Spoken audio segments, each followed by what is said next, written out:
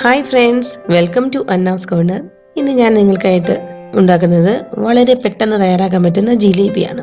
കുറച്ച് ഉഴുന്നുണ്ടെങ്കിൽ വളരെ പെട്ടെന്ന് എല്ലാവർക്കും തന്നെ ജിലേബി വീട്ടിലുണ്ടാക്കാൻ പറ്റും. അപ്പോൾ നമ്മുടെ ചാനൽ ഇതുവരെ സബ്സ്ക്രൈബ് ചെയ്യാത്തവർ ദയവായി സബ്സ്ക്രൈബ് ബട്ടൺ അമർത്തുക.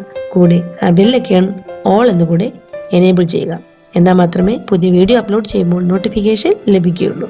അപ്പോൾ നമുക്ക് വേണ്ടുന്ന ഇൻഗ്രീഡിയൻസ് എന്തൊക്കെയാണെന്ന് നോക്കാം.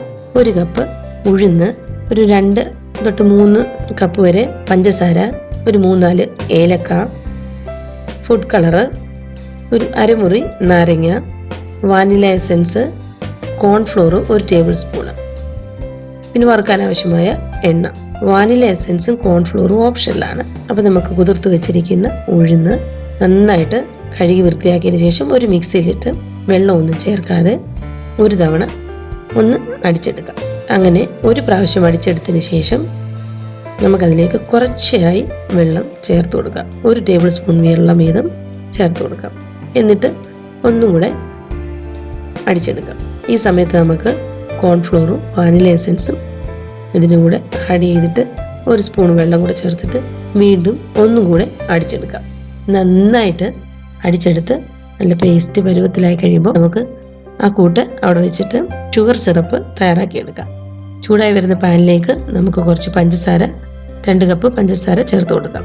ഓരോരുത്തരുടെ മധുരത്തിനനുസരിച്ച് ചേർത്ത് കൊടുക്കണേ. അപ്പോൾ ഒരു മഗ്ഗോളം വെള്ളം ചേർത്ത് കൊടുക്കുക. നന്നായിട്ട് തിളച്ച് വരുമ്പോൾ അതിലേക്ക് ഏലക്ക പൊടിച്ചു വെച്ചത് ചേർത്ത് കൊടുക്കാം. എന്നിട്ട് നമുക്കിതിലേക്ക് ഫുഡ് കളറൂടെ ചേർത്ത് കൊടുക്കാം.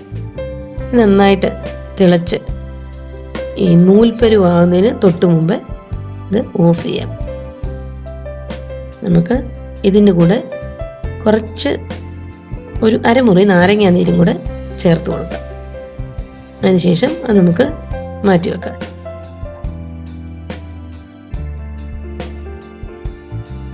ഇനി നമുക്ക് ഒരു സിപ്പ് ലോക്ക് കവർ എടുക്കുക.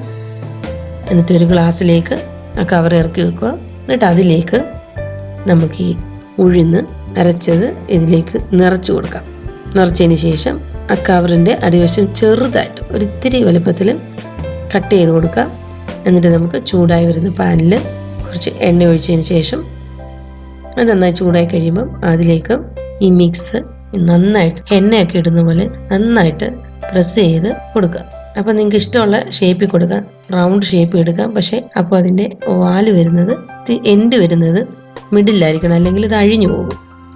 ഏത് ഷേപ്പിലും നമ്മുടെ കലാവിരുതിനനുസരിച്ച് നമുക്ക് അതിന് ഷേപ്പ് കൊടുക്കാം. ഇപ്പം ഞാൻ ഈ ഷേപ്പിലാണ് ഉണ്ടാക്കുന്നത്. അപ്പോൾ നമുക്ക് ഇതൊരു സൈഡ് നന്നായിട്ട് മൂത്ത് കഴിയുമ്പോൾ തിരിച്ചിടാം. നന്നായിട്ട് മൂക്കുക എന്ന് പറയുമ്പോൾ അപ്പോൾ നല്ല ബ്രൗൺ കളറൊന്നും ആകത്തില്ല, നല്ല മുരിഞ്ഞ് കിട്ടും. നമുക്കത് പിടിക്കുമ്പോൾ മനസ്സിലാവും. ക്രിസ്പി ആയിട്ട് കിട്ടുമ്പോൾ തിരിച്ചിടുക. 2 സൈഡും മുരിഞ്ഞതിന് ശേഷം നമുക്ക് ഇതെടുത്ത് ഷുഗർ സിറപ്പിലേക്ക് ഇട്ട് കൊടുക്കാം.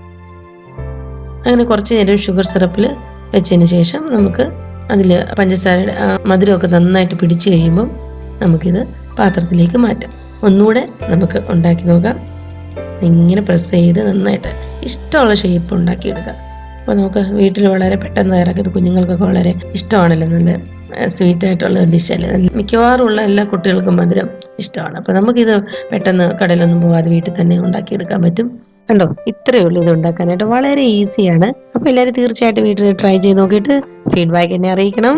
വളരെ ഡെലീഷ്യസ് ആയിട്ടുള്ള നല്ല പഞ്ഞി പോലെ ജ്യൂസി ആയിട്ടുള്ള നമ്മുടെ ജിലേബിയുടെ റെഡി ആയിട്ടുണ്ട്. അപ്പോൾ നമ്മുടെ ചാനൽ ഇതുവരെ സബ്സ്ക്രൈബ് ചെയ്യാത്തവർ ദയവായി സബ്സ്ക്രൈബ് ബട്ടൺ അമർത്തുക. കൂടെ ആ ബെല്ലൈക്കൺ ഓൾ എന്നുകൂടെ എനേബിൾ ചെയ്യുക. Thank you for watching Anna's corner. Take care. Bye by.